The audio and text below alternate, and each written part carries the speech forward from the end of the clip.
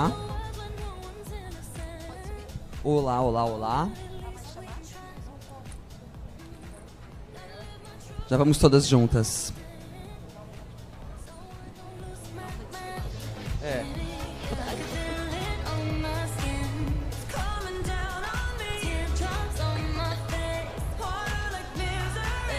Oi, gente, bom dia. Bom dia a todas principalmente, né, que estão aqui. Bom, primeiramente, eu gostaria de agradecer a Ana Paula Padrão, ao Cris Diniz, a toda a equipe do Tempo de Mulher, pelo convite para estar aqui de novo. Eu sou a jornalista Diana Ferreira Silva. Pelo 4º ano consecutivo, eu participo desse encontro, que é um encontro que dá muito prazer, tanto de moderar, mas em especial pelas trocas. E a troca, na verdade, que a gente vai ter aqui agora, nessa conversa, é uma troca que a gente não vai chegar a muitas conclusões. Porque a gente vive hoje nesse ambiente, nesse mundo, tanto no jornalismo quanto em outras funções todas, que a gente tem os dados, né, as grandes empresas colhendo os nossos dados, nós produzindo dados, nós consultando dados, indo atrás de dados, que orientam decisões cruciais de absolutamente todas as áreas, desde políticas públicas ao design dos produtos que a gente usa diariamente. No entanto, como diz a Caroline Criado Pérez no livro Mulheres Invisíveis, há uma lacuna significativa, porque hoje a maior parte dessas pesquisas que utilizam os dados no desenvolvimento de produtos frequentemente ignoram as especificidades femininas, tratando o homem como padrão universal. Oh, mas que surpresa, não é mesmo? Bom, além de uma falha estatística, isso traz consequências reais e graves para as mulheres, às vezes até fatais. De medicamentos que são testados predominantemente em homens, até equipamentos de segurança, como projetados, considerando unicamente a anatomia masculina, sem considerar as medidas corporais femininas, a gente corre riscos constantes devido à nossa invisibilidade, vejam bem. Para falar sobre isso, então, eu vou estar aqui com a Carolina Carrasco, que é diretora de Branding e Comunicação do Grupo Boticário, a Patrícia Araújo, que é diretora de RH Brasil do Mercado Livre, a Simone Vicari, que é editora executiva executiva-chefe de tecnologia da Whirlpool, e a Sara Bushwitz, que é CEO do Grupo Flow. Como eu disse, a gente não vai chegar a conclusões, a gente vai debater o que está acontecendo em algumas áreas, nas quais essas 4 mulheres incríveis atuam, porque a gente não tem resposta definitiva para isso. E aí, queria começar nosso papo contando aqui uma historinha para vocês, que foi o seguinte. Ano passado, eu tinha um modelo de smartphone que era pequeno, assim, menorzinho, né? Não era o Pro. E ele morreu um dia. E aí, quando eu fui trocar o meu smartphone, foi por esse aqui, ele é maior, né? Ele é o Pro. E aí, depois de uma semana ali, né, smartphone novo, você fica totalmente empolgada, mexendo em todas as funções, tá? Eu comecei a sentir dores esquisitas, né? E pensando, mas por que eu estou sentindo dores esquisitas se eu passo o dia todo, já não é uma novidade passar o dia com o smartphone na mão. E aí eu me lembrei de uma palestra que eu assisti uma vez, em 2017, de uma médica estadunidense, o nome dela é Sarah Lynn Mark, talvez algumas de vocês aqui conheçam. Ela prestou consultoria para a NASA, por exemplo, para adaptar os voos ao espaço para as astronautas mulheres. E ela também prestou consultoria para o governo do presidente Barack Obama. E aí, quando eu disse ali no início, né, que essas pesquisas que não consideram os dados de mulheres colocam a gente em risco, isso acontece, por exemplo, na indústria automobilística, onde 47% das mulheres têm mais chance de machucar o pescoço, já que o cinto de segurança ele é desenhado para a anatomia masculina e não para a nossa. E também os telefones celulares, os smartphones, são feitos para as mãos masculinas. Por isso é que quando a gente sai de um modelo menor para um Pro, por exemplo, a gente sente esse incômodo, né? E a gente se adapta. A gente vai se adaptando a coisas às quais a gente não deveria se adaptar, mas a coisas às quais a gente não tem como se adaptar. E aí eu queria ouvir de vocês, né? Como mulheres, o que foi, assim, qual foi a o primeiro momento que vocês se sentiram afetadas por esse mundo feito, desenhado, pensado para os homens? Começando aqui pela Patrícia. Olá, um prazer estar aqui, na verdade. Muito obrigada pelo convite. Talvez uma experiência que me chamou muita atenção, voltando para o mundo científico, que era o que você abria, foi quando eu trabalhei com mais cientistas na minha carreira. O que eu percebi? Eu trabalhava com alguns cientistas e o objetivo era fazer um desenvolvimento de produtos mais antecipados, ou seja, descobrir algo que não tinha sido descoberto ainda. E existiam muitas startups que trabalhavam conosco e eram como um hub de tecnologia / inovação. Isso era fora do Brasil. O que eu percebi? Que muitas vezes a gente acabava tendo mais também cientistas que estavam talvez voltados, homens que estavam voltados a fazer essas pesquisas para tentar descobrir algo muito novo. E, principalmente, poucas daquelas startups que eu trabalhei naquele momento no Vale do Silício, elas tinham mulheres como sendo a número 1, a CEO da startup. Aquilo me chamou a atenção. E me chamou a atenção porque eu acredito que também tem uma grande oportunidade. Tudo que me mobiliza, que me incomoda, digamos assim, também me transforma e eu olho para um lugar de potencial. Eu vejo uma grande oportunidade que nós também, como mulheres, estejamos ocupando esses espaços na ciência ou em algumas startups, que a gente possa também redesenhar os critérios. Eu acho que faz parte, mas foi a primeira vez que eu acordei para o que a gente estava vivendo naquele momento, naquele trabalho. Você lembra de alguma coisa que te chamou mais atenção nessa experiência, Patrícia? Menos de 10% das startups que tinham todas um viés para trabalhar com ciência, que era para buscar algo específico, tinham mulheres como sendo a número 1 daquelas startups. Isso me chamou a atenção, porque era um pool de mais de 200 mulheres. 200 empresas, desculpa. Carol, e você? Qual foi o momento assim que você sentiu, teve essa sensação de que vivemos num ambiente, num mundo em que os dados são utilizados especificamente para criar produtos que não... essa Sarlin, ela até falava uma coisa interessante, a gente não pode mais considerar que o produto é unissex, né? Não dá só para pintar de cor-de-rosa e achar que o problema está resolvido.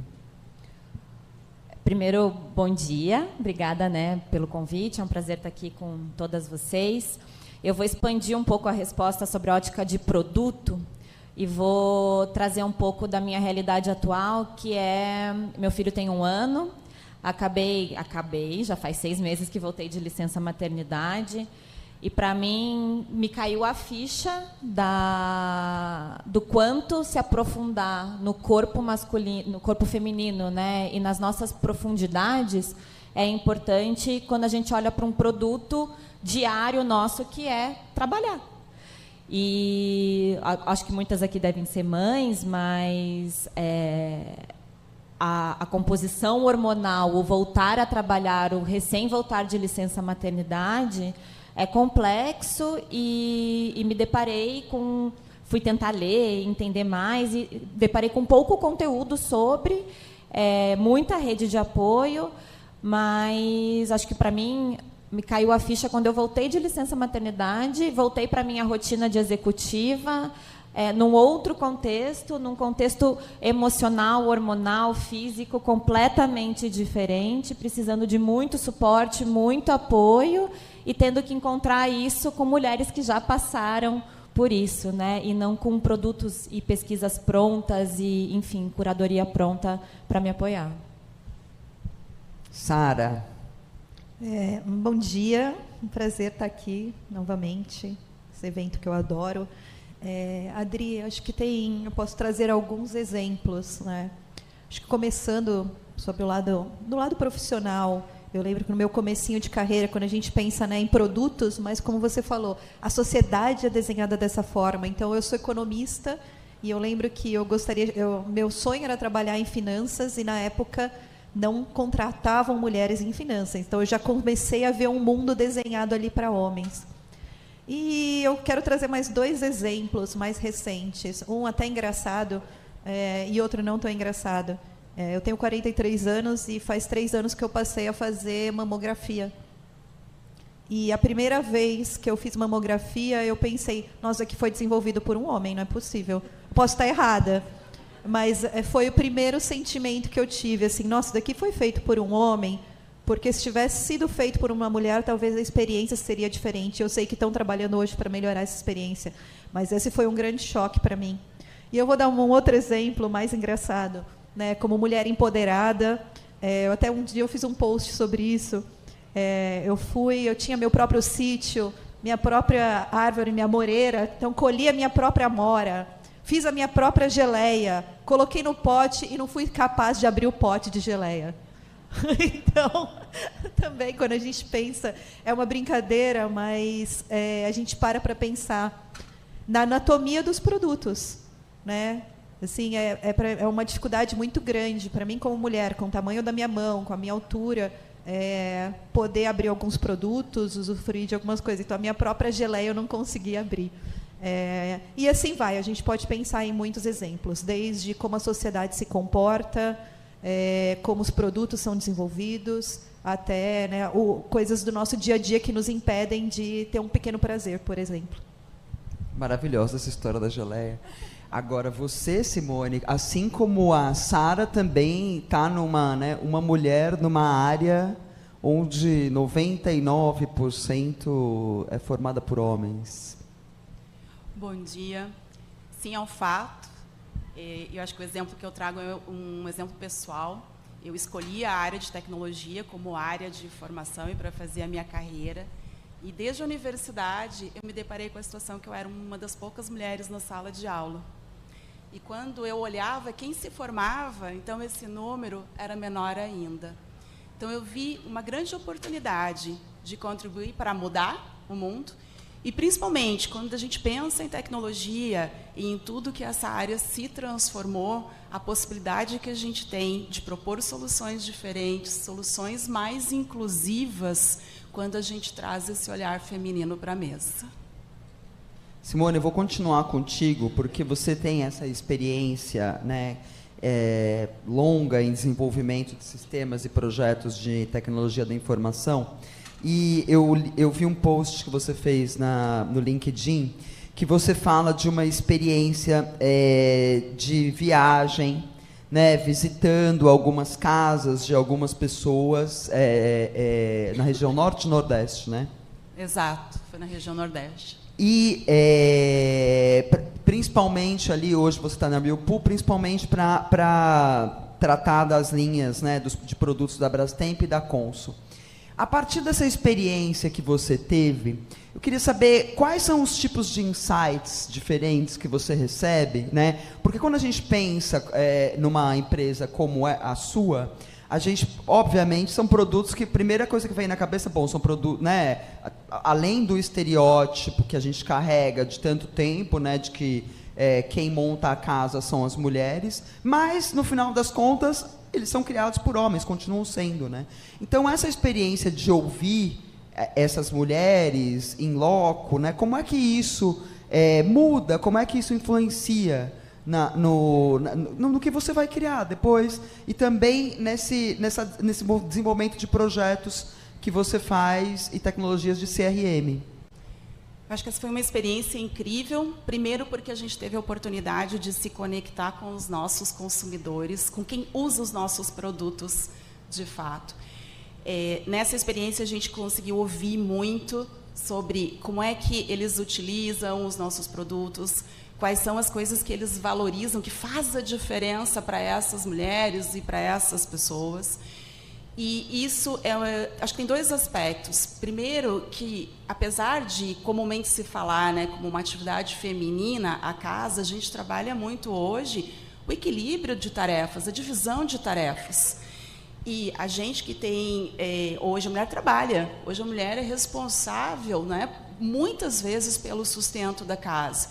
Então, a questão da divisão de tarefas, ela é muito importante. E o que a gente faz? A gente traz para dentro da nossa casa, como a gente chama, né, para a nossa empresa,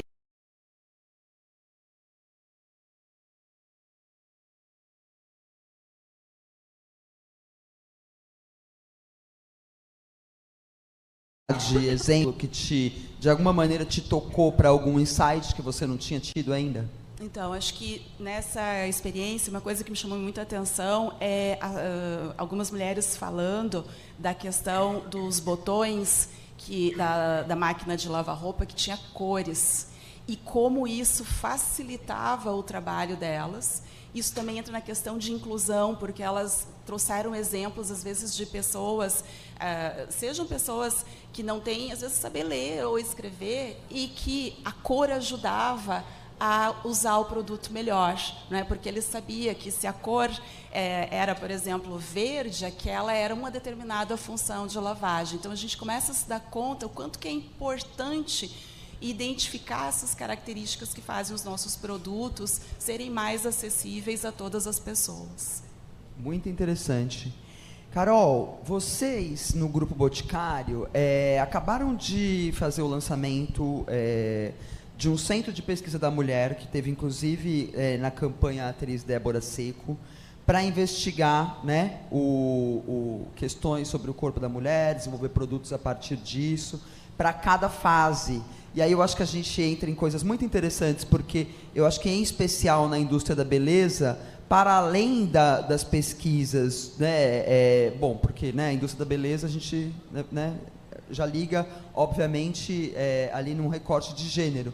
Mas eu acompanho a indústria da beleza também fazendo pesquisas, não só né, de faixa etária, né, a gente tem hoje, fala muito sobre a economia prateada, e, enfim, né, temos uma mudança geracional importante, que afeta muito, acho que todas as áreas, de consumidoras e consumidores mais velhos, né, com outras características, que não são aqueles estereótipos geracionais que a gente trazia de antes, mas também raciais.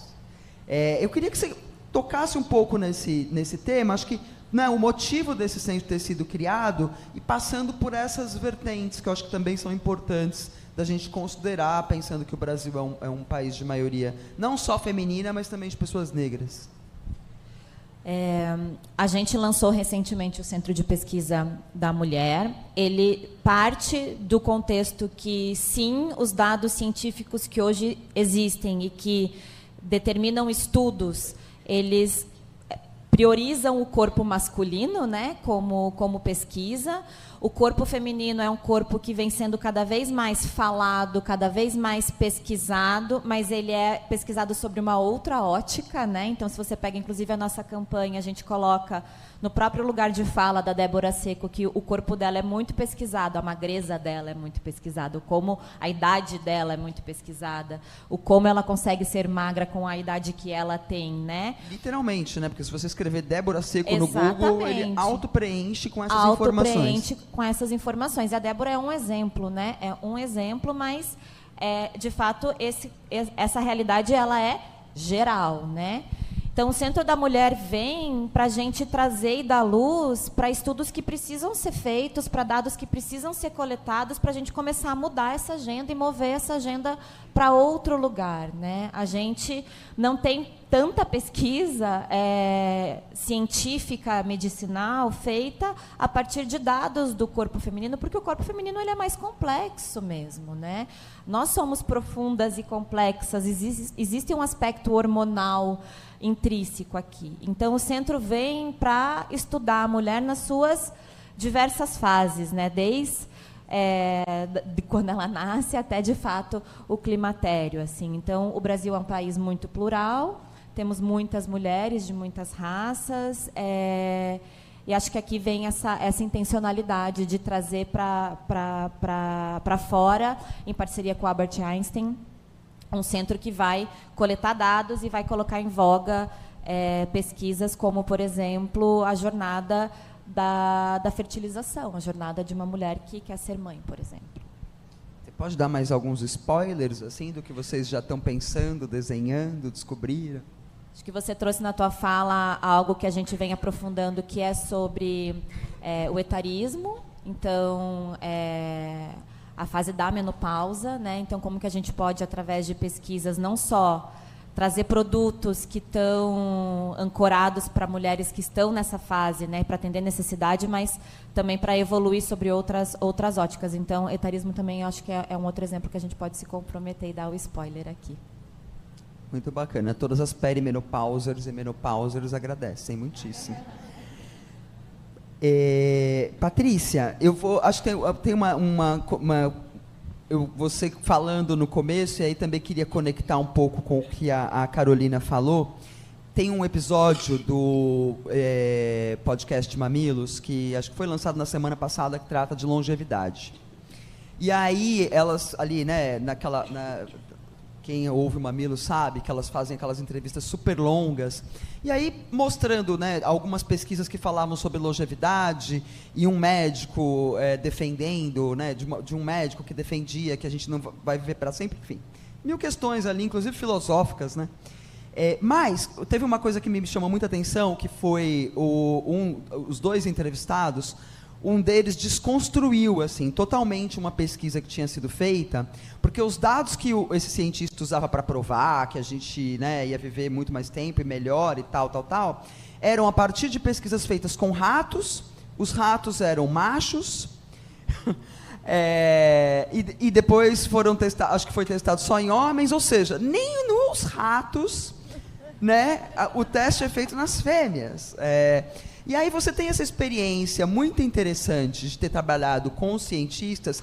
Eu queria saber, o que você, né, quais foram as coisas mais incríveis que você viveu nesse período, que você descobriu e que você trouxe depois para a sua trajetória de RH, que seguiu, né, para além dessas pesquisas, e que eu imagino que influenciam até hoje na sua atuação. Então, o que eu acho que eu mais assim vivenciei foi a percepção de que sim, a gente tem bias. Até nesse momento, 2016, 2017, os Estados Unidos o que fez foi colocar, tem uma agência nacional dos Estados Unidos que chama NIH, e o que eles fizeram foi começar a estabelecer critérios para diminuir um pouco o viés. Inclusive nessa questão de usar o uso só de ratos, inclusive na questão de não discriminar mulheres e homens e os resultados, e separar os resultados e coletá-los. Então, tem várias frentes que eles começaram a atuar para tentar diminuir um pouco o viés. Então, o que eu acho que eu mais trago para o dia a dia de hoje? Todos nós, de alguma maneira, temos os nossos vieses. Assim, é impossível a gente falar que a gente não tem nenhum. O ponto é como é que a gente pode criar ou jeitos de trabalhar, ou processos, ou formas de pensar, que a gente consiga, pelo menos, parar e definir critérios e, às vezes, revisitá-los. Porque, em dado momento, às vezes, os critérios que a gente usou em um dado momento pareciam válidos, como o exemplo que você citou, e depois de um tempo você fala, por que a gente está fazendo isso dessa maneira? Eu acho que todos os lugares, dentro das organizações, dentro das instituições acadêmicas, a gente tem essa oportunidade. E é isso que eu acho que eu trago para o meu dia a dia de hoje.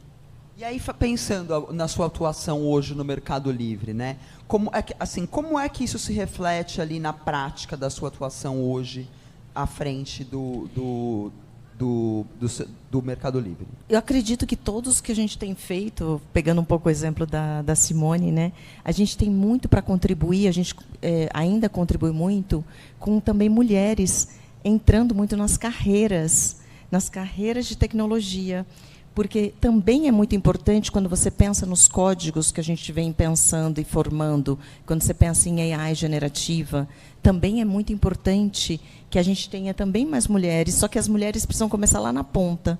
A gente ainda tem muitas pessoas e mulheres que não seguem a carreira necessariamente de tecnologia ou de engenharia. Falando de uma maneira mais ampla, o que a gente pode fazer em qualquer organização, e acredito dentro do Brasil também, é estabelecer mais políticas públicas e também aliadas às privadas, para a gente conseguir também ter mais profissionais sendo formadas, inclusive para ajudar na hora que a gente está estabelecendo os códigos, que acho que é um ponto que a gente acaba, né, vivenciando um pouco mais. Existem, para qualquer pessoa que está desenhando algo, sempre vai existir algum viés e algum bias. Então, quanto mais você trouxer outros profissionais dentro dessas carreiras, mais você pode também desmistificar e revisar alguns desses critérios. Sara, eu sei que você tem uma carreira muito ligada a uma atenção especial à diversidade, inclusão, e aí você chega no Flow, que para mim a primeira coisa, né, o Flow sempre vem na cabeça muitos podcasters, homens, né? E eu sei que você, nessa experiência, nesse período que você teve no Flow, assim como você teve em outros lugares, você trouxe essa sua atuação, esse seu trabalho, muito ligado a isso. Eu queria que você me contasse um pouco como é que é colocar isso em prática hoje, nessa seara de creators, que tem tantos vieses que a gente tem que lidar, né? Do gênero só, mas também, né, quando a gente fala em mulher, às vezes a gente fala eu gosto muito de destacar isso quando a gente fala de etarismo, por exemplo. A gente falar de etarismo não é só falar de uma mulher com um tipo de corpo. Você tem que falar, não adianta você representar o etarismo com uma mulher linda, maravilhosa, branca, e um estereótipo de etarismo. São muitos, né? São muitas as mulheres mais velhas, assim como são muitas as mulheres mais jovens hoje que são criadoras. Então, eu queria que você contasse um pouco quais são os desafios nessa área e o que é que os insights que você tirou desse acúmulo de experiências que você tem nesses últimos anos. Interessante, Adri. Eu acho que quando a gente pensa em creators ou creator economy, é importante falar né, eu posso falar só de influências, mas eu gostaria de falar de um ponto mais amplo. Falar de tecnologia e como que isso influencia o dia a dia da creator economy. Né? Então, eu vou dividir minha resposta em 3 momentos. AI, né, que a gente não pode não falar de AI, algoritmos, e aí sim falar de creators. Tá? A gente não pode deixar de falar. Fala-se muito, né, do impacto do AI, como foi, né, a maioria das ferramentas de AI que foram feitas por homens, né, e o viés que isso traz, mas hoje a gente está começando a entender melhor o impacto disso. Né, e o impacto desse viés é o impacto no dia a dia da mulher. Né, vou dar um exemplo. As tecnologias de reconhecimento facial tem um índice de erro de 35% para mulheres negras e 1% para homens brancos. E o que isso significa na prática? Que as mulheres negras vão ser mais barradas nas portas dos lugares, não vão ser reconhecidas, vão ter dificuldade para acessar crédito.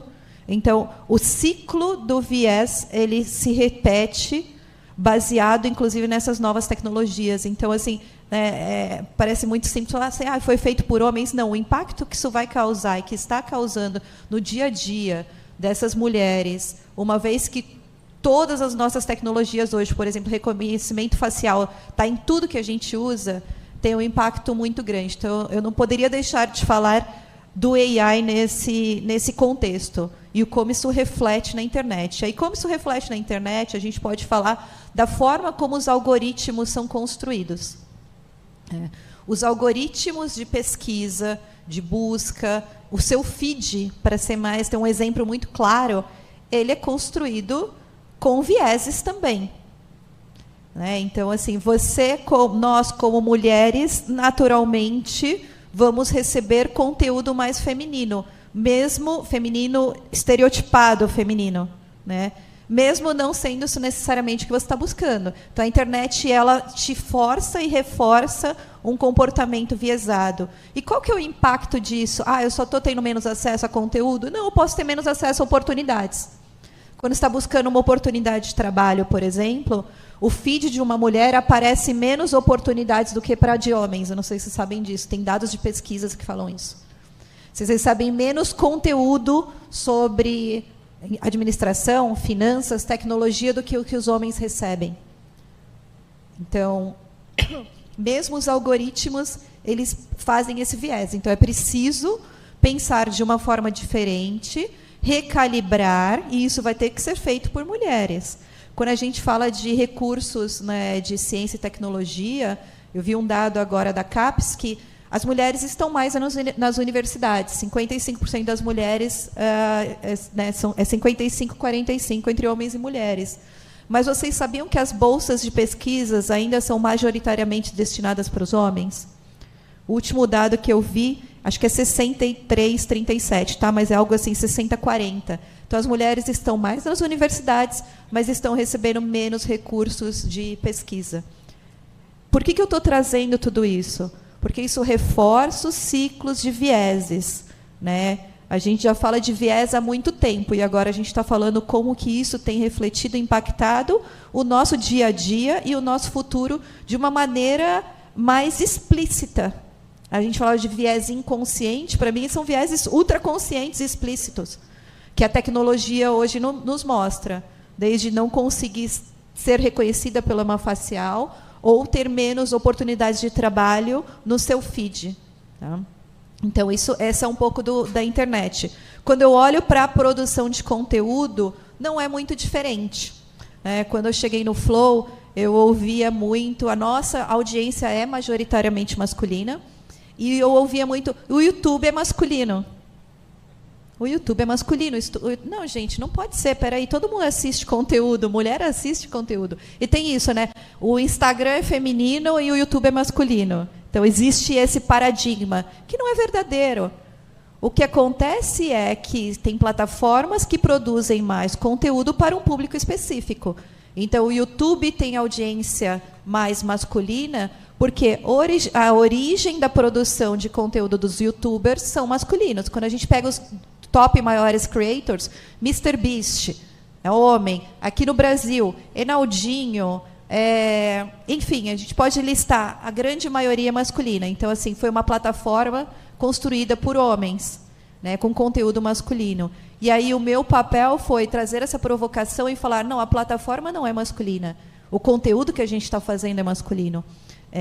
Então, nesse último ano, a gente lançou mais produtos para mulheres, mas o exemplo que eu gosto de contar vem de um programa, que é o Critique, que fala um pouco mais de trabalho, e eu falava assim, gente, tem que trazer mais mulher. E a gente via, de verdade, que dava menos audiência, tá, gente? Dava menos audiência. Porque existe uma coisa na internet que chama comunidade. Então, uma comunidade que te assiste com frequência.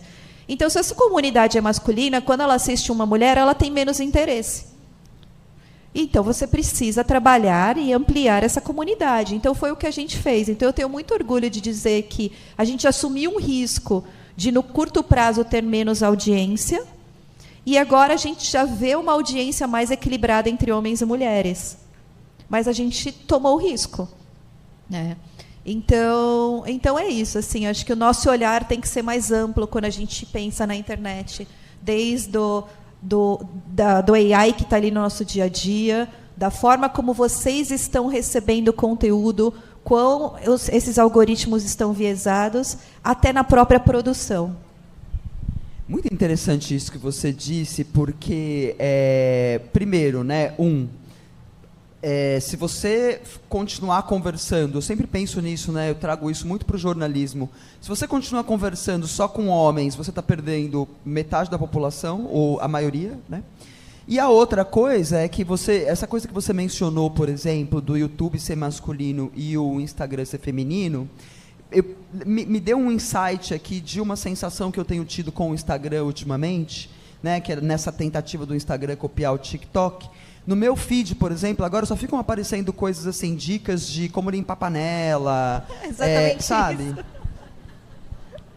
Gente, se vocês virem a minha cozinha, não tinha nem acessórios até a pandemia, né? Então, definitivamente, e eu tenho ficado menos tempo no Instagram. Então, eles reforçam um estereótipo que nem interessa mais às mulheres, né? É equivocado, inclusive, nisso. Porque eu passava mais tempo no Instagram e hoje eu passo menos justamente por causa dessa leitura equivocada do algoritmo para uma mulher de 50 anos, que sou eu, a consumidora, né? Eu queria saber de vocês agora, todas, olhando para o futuro, o que vocês acreditam ser essencial para garantir que as mulheres sejam adequadamente representadas nos dados que são utilizados em pesquisas e desenvolvimento de produtos, começando aqui pela Patrícia? Mais mulheres liderando áreas de desenvolvimento de produtos, principalmente pesquisas científicas. Baseado um pouco no que a gente vê nesse livro, né, Mulheres Invisíveis, a gente precisa estar visível, nós precisamos estar em posição de poder para poder também trabalhar nossos vieses, mas também reescrever os critérios novos para esse novo mundo, que é totalmente diferente, talvez, do que tenha sido, e historicamente a gente talvez carregue alguns desses bias na ciência. Carol. Acredito que a gente precisa ter mais políticas de equidade de gênero. Vou dar um exemplo aqui na empresa que eu trabalho, né? Uma das primeiras empresas a trazer a licença parental universal. É muito importante, é sobre equidade de gênero, é sobre a mulher e o homem terem um lugar de equidade para ir e voltar, ir e ter suporte, né? E exercer o papel na família. E 2, mais agentes de transformação com coragem e mulheres empoderadas sendo agentes de transformação nos seus lugares para a gente poder mover essa agenda para outro lugar aqui. Então, acredito que eu, como profissional, tenho a missão, junto com o meu time, junto com as marcas que eu trabalho, de ajudar, de ser um agente de transformação. E como que eu faço isso cascateando, né, para cima e para baixo. Sara. Em adição ao que foi falado aqui, né, com certeza, eu vou trazer de novo a bandeira da tecnologia, de ativamente mudar esses algoritmos e esses vieses. Né? É possível que isso seja feito com a tecnologia, é uma questão de querer, de ter coragem, de enfrentar os dados. Então, e eu acredito que isso vai ser feito por mulheres e por homens também, entendendo os impactos que isso tem para o nosso dia a dia, para o nosso negócio e para as nossas vidas. Então, a minha bandeira aqui é: vamos recalibrar os algoritmos. Acho que nessa linha, justamente a questão da AI. A AI depende do fator humano, ela depende do ser humano. Então, que nós tenhamos mais mulheres formulando essas perguntas e essas hipóteses que vão ser respondidas pela inteligência artificial. Porque aí a gente tem condições de ter um ambiente mais inclusivo, um ambiente em condições para que mulheres se desenvolvam e cheguem a posições de liderança também. A gente tem 2 minutinhos, renderia mais muito tempo, né? Eu sei. Eu queria saber, né, para a gente se despedir, se vocês pudessem implementar uma única mudança para garantir a representatividade feminina nos dados de pesquisa e desenvolvimento, qual seria e por quê? Simone, você que é da tecnologia, por favor, abra os caminhos. Então, aqui eu vejo que são ações estruturadas na formação de profissionais. A gente tem uma questão de base. Precisamos ter mais mulheres se formando em tecnologia, mais mulheres em posições de pesquisa, mais mulheres em liderança. E dar condições a essas mulheres de fazer o seu trabalho bem. Porque nós precisamos ter ambientes, né, que nos permitam continuar nos desenvolvendo, seja na nossa carreira, seja na nossa vida. Sara. É tipo o passe de mágica? Eu tiraria todos os Trumps e Marques e Musks do comando, porque eu acho que esse pode ser um dos maiores riscos que a gente tem. Se as deusas permitirem, eles vão brigar todos entre si, como está acontecendo começou, agora. Né? Uma briguinha. Vão terminar numa rinha, né? Então, eu acho que isso é importante para a gente pensar. Carolina. Eu volto para a minha resposta anterior e pego o gancho aqui, que é não retroceder em nenhuma política de equidade de gênero e avançar nessa agenda, porque a gente precisa ajustar a base e sustentar essas mulheres no topo também. E para isso a gente precisa de política de equidade de gênero. Muito importante que você falou isso, né? Porque a gente está justamente... A Sara mencionou aqui, a Angela Davis, gente, ela costuma dizer que a gente não deve mencionar o nome desses homens que traz azar. Então mencionou... Ai, desculpa. Não tem problema, Sara. São os capirotos. Para quem assistiu Beleza Fatal, sabe do que eu estou falando. E é isso, né? E os capirotos todos tentando ali acabar com as políticas de equidade, que justamente são o mínimo para a gente chegar assim numa porcentagenzinha de 50%, né, de dados científicos baseados em mulheres. Patrícia, por favor, o encerramento é seu. Como nós não podemos mudar esse mundo, esse contexto todo, eu acho que assim, uma coisa que eu faço e que eu gostaria de fazer mais, e eu convidaria todos nós a fazermos, é, por favor, nos ajudar nesse caminho e pelo menos selecionar 10, 5 pessoas que a gente possa acompanhar, que a gente possa estar junto, porque é também o entorno. Acredito que muito do que a gente pode fazer de diferença está também muito aqui perto. Tem outras questões muito complexas que a gente, obviamente, não está tão, neste momento, com a capacidade de atuar, mas, sim, perto de nós, nesse entorno desse suporte, desse apoio, da mentoria, a gente pode. Então, fica aqui, se cada um de nós pegar 10 pessoas durante um ano para a gente acompanhar, eu fico imaginando o potencial que a gente tem de fazer a diferença e ter um pouco, na linha da Simone, mais mulheres em outras posições de liderança. Maravilhosa. E hoje, inclusive, tem mulheres incríveis que estão fazendo mentoria aqui hoje. Eu fiquei com vontade de fazer todas as mentorias. Quero agradecer Simone, Sara, Carol, Patrícia. Muito obrigada pelo papo, foi uma delícia. Agradecer novamente ao convite para voltar aqui nesse evento que eu gosto tanto, que traz tantos insights. Desejo para vocês um dia muitíssimo inspirador. Obrigada. Obrigada.